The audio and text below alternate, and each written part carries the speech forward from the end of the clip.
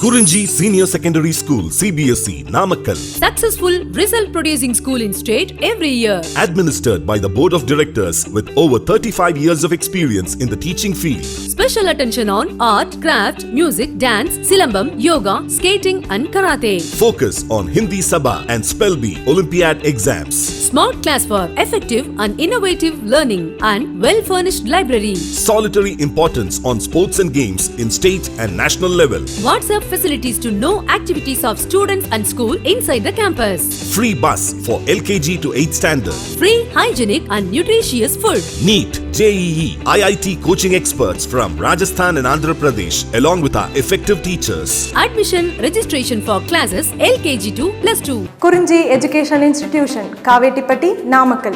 Admission in progress. CBSE, KG to 12, contact 9025895176. Metric 6 to 12, contact 9344567484. For online admission, log on to www.kurinjischoolnkl.in. In this video, now we are going to discuss regarding parts of leaf.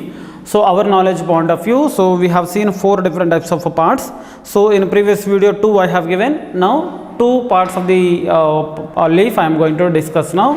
So remaining things means remaining parts of the leaf, their petiole, and one more is leaf lamina to be discussed. Okay, now petiole information concerned. So stalk of leaf, already I told you in the previous video itself, the stalk of leaf is known as petiole that connects the leaf lamina with stem. So definitely what is the thing? So definitely leaf consists of a stalk like structure. This particular stalk of the leaf only we will be calling as petiole. So definitely this petiole connects the which one lamina with the stem. So thereby this particular petiole acting as junction or bridge between leaf lamina and stem. So that kind of structure only we will be calling as petiole. So next one, it helps in conduction. It helps in conduction of food materials. Okay, it helps in conduction of food materials between lamina and stem. Okay, so means definitely this particular petiole conduction or it helps in a conduction of food materials between leaf lamina and stem, and also expose it to the sunlight, means because of the presence of petiole, so that particular leaf exposed to the sunlight very clearly.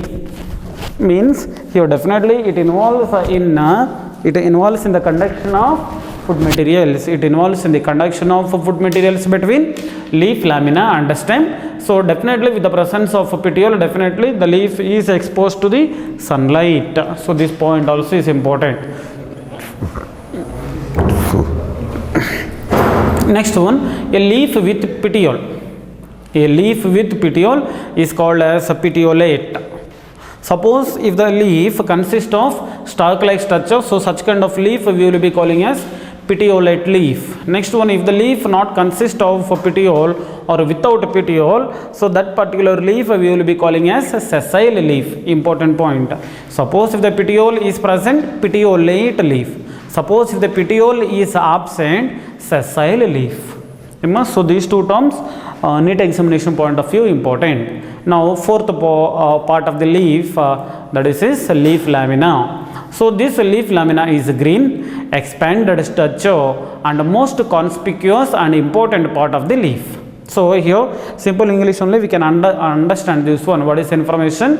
So the leaf lamina is green in color, and definitely because of the presence of chloroplast definitely performs the process of photosynthesis. Next one, this leaf lamina is expanded structure and most conspicuous and important part of the leaf. Okay, so definitely in comparison of 4 parts, most important and conspicuous one is leaf lamina. Next one, this lamina has a thick midrib. Okay, that particular thick midrib expanding from the base to tip. So definitely thick midrib is present. That particular thing extends from the base to tip of the leaf. This particular midrib divides the lamina. So this particular midrib only divides the lamina into 2 halves. Okay, the midrib gives out lateral branches again. So from the midrib to which one formation takes place? Lateral branches are there. These lateral branches only we will be calling as primary veins, and these primary veins again, so which in turn divides, so again divides repeatedly and form a network like veinlets. So there network like veinlets throughout the lamina. So there in so this kind of information generally we will observe in dicot roots or dicot leaves. So here what is the point? So midrib that divides laterally and forms primary veins, and these primary veins again divide repeatedly and form network like veinlets. Means these network like veinlets, all three, these are all spread out throughout the lamina. So spread throughout the lamina. Next one, leaves or different genera vary from each other in the size, shape, apex, margin, surface, and extent of the or extent of insertions. Means here, so there there are different types of plants are there, no? So in all types of plants, leaves, shape, size, apex, margin, so everything is same as means no. So means depending on the species and depending on the type of the plant, so definitely leaf sizes, shape, apex, margin, and surface, and extension of insertions also differs. Okay, so this particular point you try to remember. Next one, so means up to here simply we have discussed the information regarding parts of the leaf. Okay, so in parts of the leaf, what are the parts we have seen? Leaf base we seen, and stipules we seen. Next one, petiole, leaf lamina we have seen. So this entire information try to revise, so important for NEET examinations. Next one, let us move forward to learn the information of venation. Okay, now venation is, once you see that, the arrangement of veins and veinlets, or the veins, V-E-I-N-S, arrangement of veins and veinlets. Arrangement of veins and veinlets in the lamina. So arrangement of veins and veinlets in the lamina is termed as venation. Venation is nothing but arrangement of veins as well as veinlets. Okay, so that is nothing but venation. So these veins are made up of vascular tissue. So definitely these veins are made up of, or veins are made up of vascular tissue. So vascular tissue consists of two different types of complex tissues. So one is xylem and one more is phloem. So here definitely xylem and phloem members only together we will be considering as vascular tissue. So this particular vascular tissue is present in veins. So here xylem is responsible, or it involves in the conduction of water and minerals in unidirectional flow, whereas the phloem involves in the transport of or the conduction of food materials from the leaves to other parts of the plant.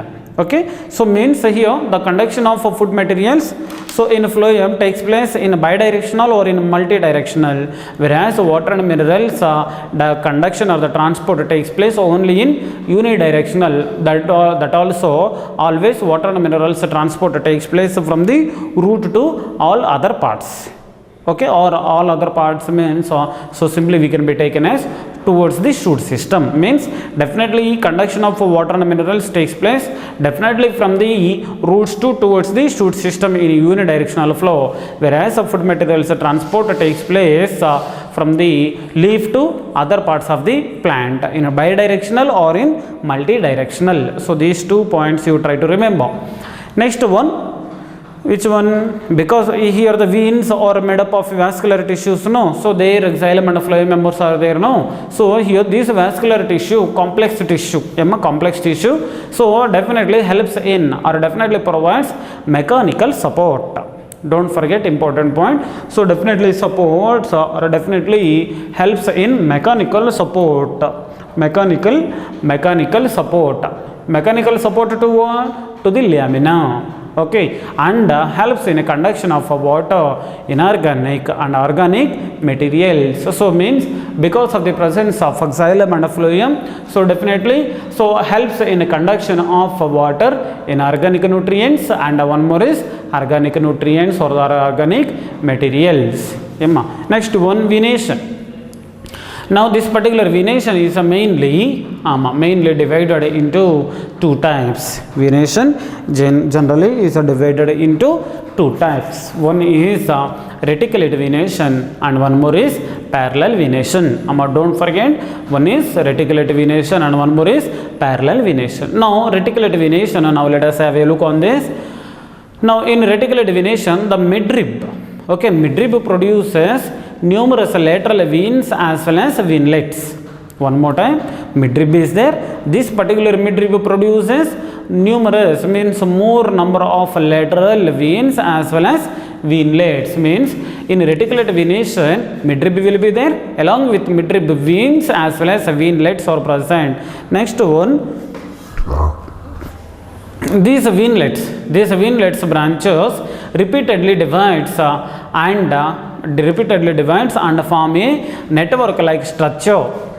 So that point already we have seen now. So means reticulate venation is nothing but midvein will be there. Later this midvein divided into veins and venlets and form a network like structure. Suppose if one network like structure, if we are observing, means that particular network like structure definitely we can be seen in reticulate venation.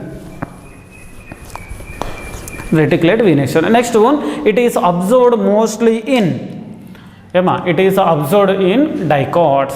So means reticulate venation definitely we can be seen in dicot members or dicots, dicot plants. So for example, which one?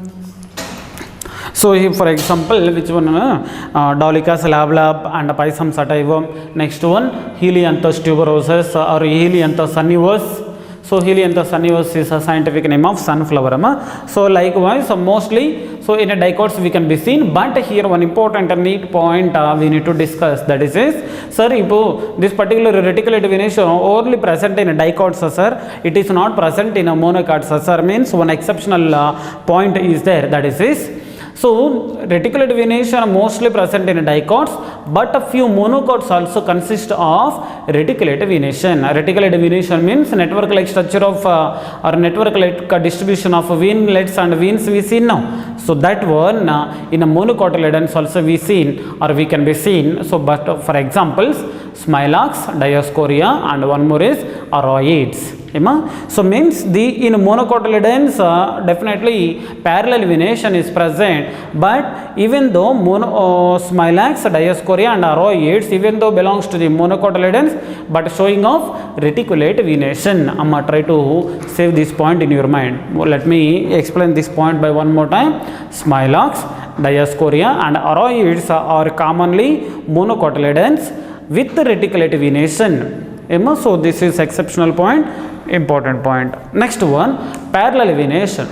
Parallel venation in this type. So in this type of venation, all lateral veins run parallel to each other. Means here, suppose in this kind of thing, what are the lateral veins are there? So definitely all these lateral veins are run parallel to each other. When these veins runs parallel to each other, that kind of arrangement of the leaves we have given one type as parallel venation. But here, so when these venlets are running parallel to each other or parallel to each other, they do not form network like structure. So they do not form network like structure.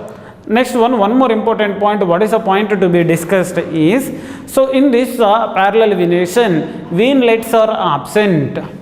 In this parallel venation, venlets are absent. Don't forget, in parallel venation, venlets are absent. Next one, it is observed in monocotyledons. Means this particular parallel venation mostly we can be seen in monocotyledons. Sorry, parallel venation is not present in a dicots, sir. Means there also few exceptional points are there or exceptional plants are there. So what are those? Caulophyllum, Caulophyllum, and one more is Eryngium, Eryngium. Means here Caulophyllum and Eryngium, these two plants are dicots but showing off parallel venation. Means reticulate venation as well as parallel venation, two types are there. In a reticulate venation also few monocotyledons are there, and parallel venation mostly we can be seen in monocotyledons, but parallel venation we can be seen in few dicot plants also. So likewise here some kind of important points we have been discussed. Next one, so types of leaf, now let us see. So now types of leaves are concerned, the leaves are classified into two types. Now important point, now the leaves are classified into two types depending on the presence or absence of dissection or insertion. Dissection, so here n missed, so but here dissection, dissection, dissection based on the presence or absence of dissection or insertion. Okay, now here the leaves are divided into or the classified into two types. Now let us have a look on those.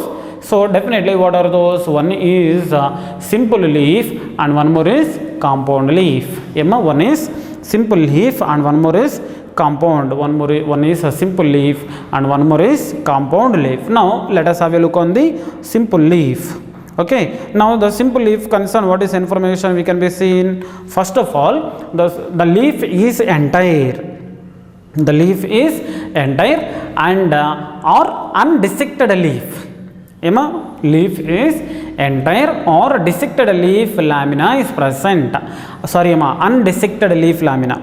Okay, the leaf is entire and or undissected leaf lamina is present. Okay, undissected leaf lamina is present. Next one, it consists of a single blade. It consists of a single blade that may be entire. Okay, so means, so which one, suppose if any particular leaf consists of single blade, single blade or margin. So in previous video I have drawn one small simple leaf now. So there, suppose if the leaf consists of single blade or single margin, so that kind of particular leaf we can be taken as leaf is entire. Okay, or incised to any depth. Okay, incised to any depth, but that particular depth should not reach the midrib. Okay, means one particular leaf is there, that particular leaf has which one, incisions. That particular incisions should not touch up to the midrib.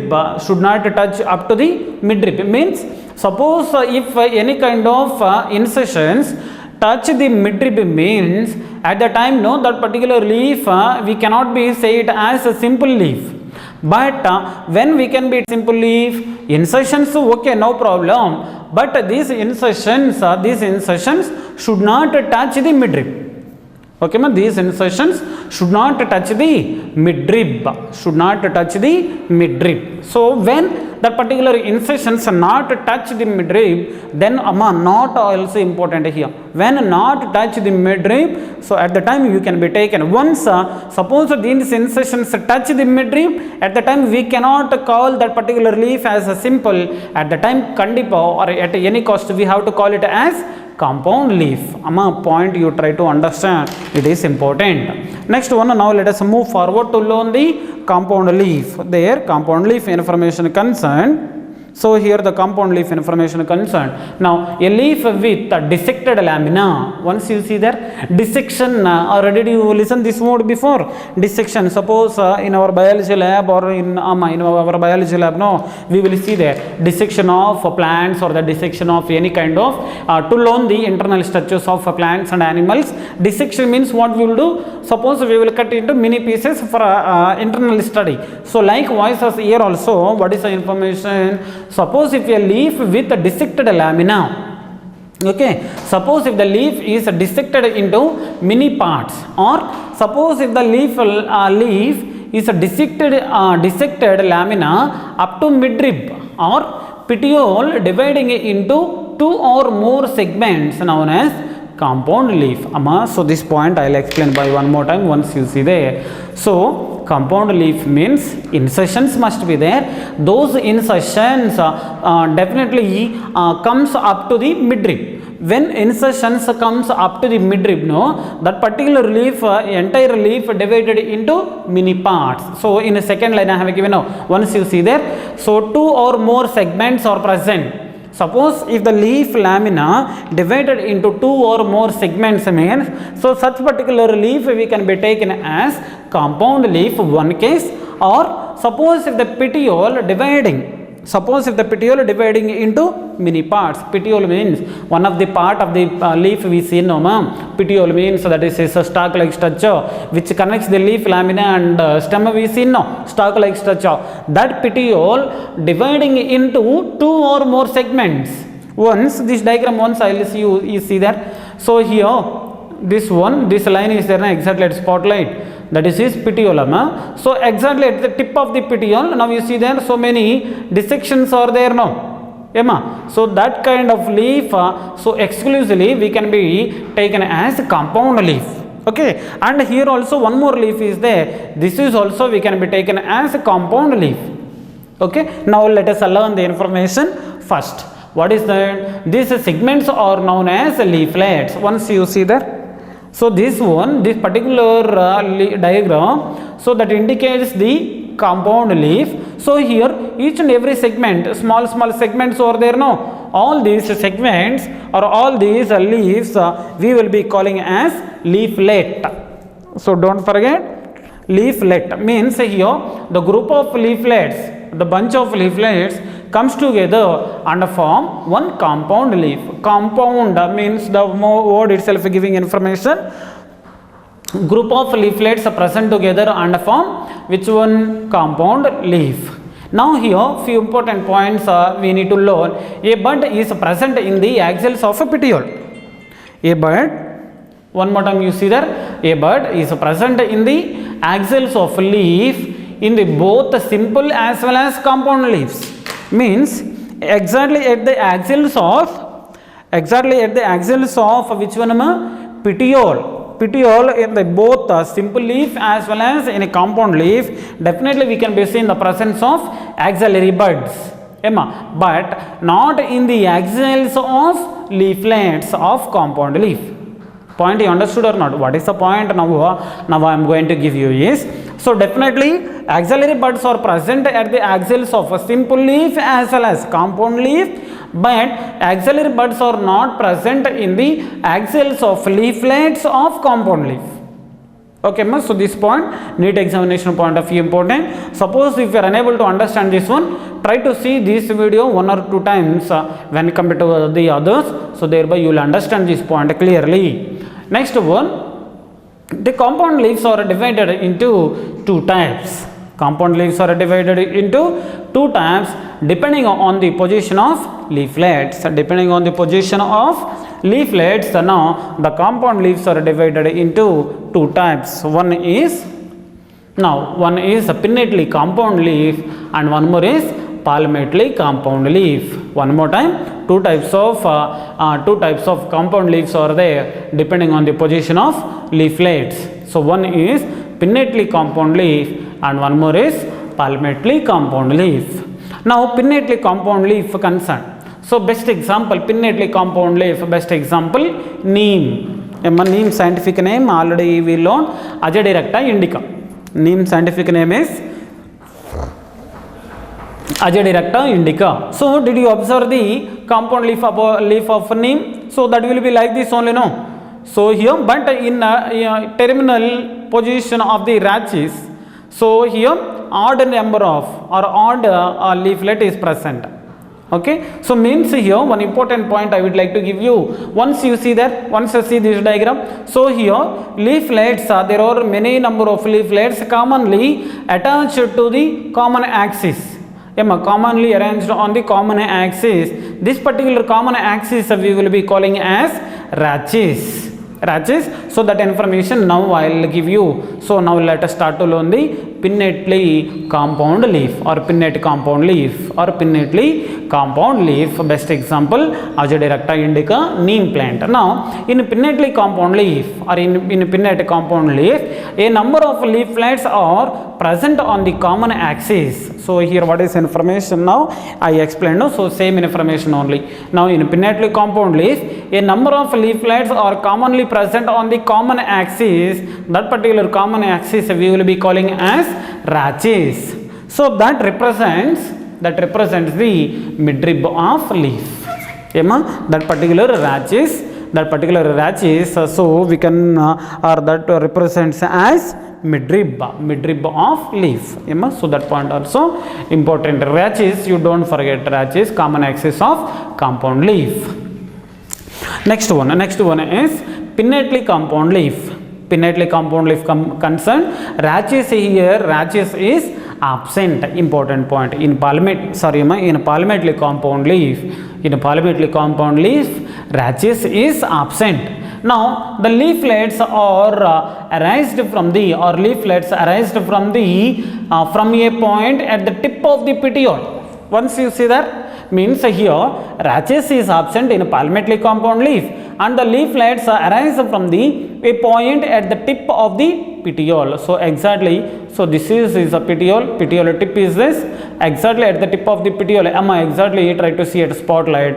So this is the tip of the petiole. So there again that particular thing is divided into many parts. So that is a thing. So we are observing in a palmately compound leaf. Best example, silk cotton. So once here see here, if you would like to see the silk cotton, what is the example, sir? You try to draw one diagram, means here rough diagram I have drawn, but example now I have given. So once you open the internet and once you check there silk cotton diagram, so thereby you will understand the structure of the palmately compound leaf very clearly.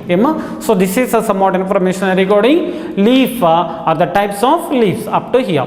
Next one, let us move forward to learn the next concept, that is phyllotaxy. Now phyllotaxy means which one? There are simply the arrangement of which one leaves on the stem. Simple information concern. Phyllotaxy means the arrangement of leaves on the stem is referred as phyllotaxy.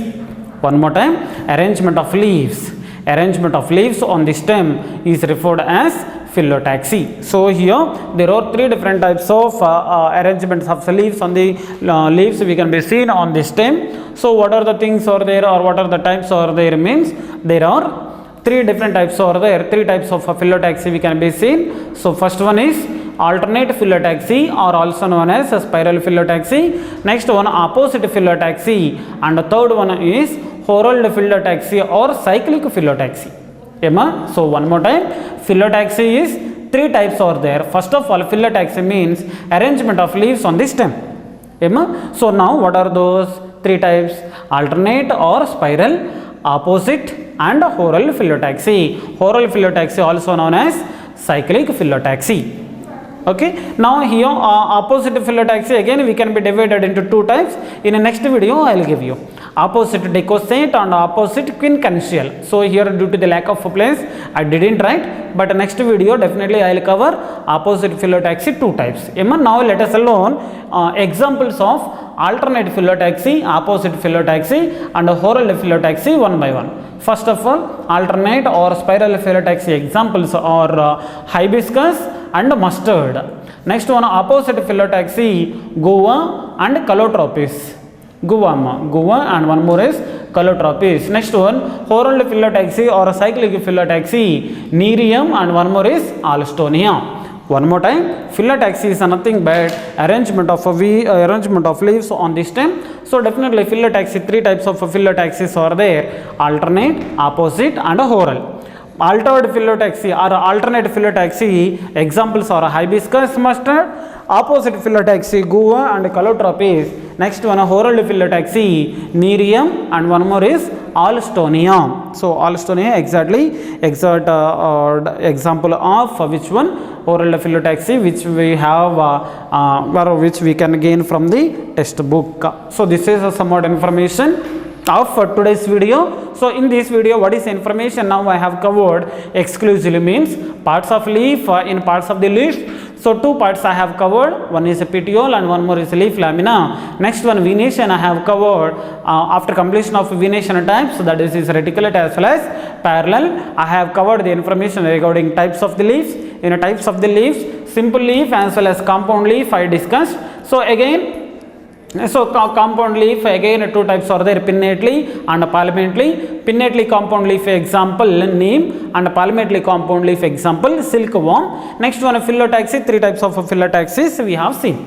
Remaining information, so here suppose here the venation neat examination point of view, here I can extend this information, but so here only on venation I can give one more video, but so when you will come to the school that time, so neat examination portion one more time I will cover by covering of extra information. Likewise, so here the types of leaves also still lot of information is there. If I give that information, you will get afraidness of our subject. That's why I am not giving now. So definitely I will give you when you are in school.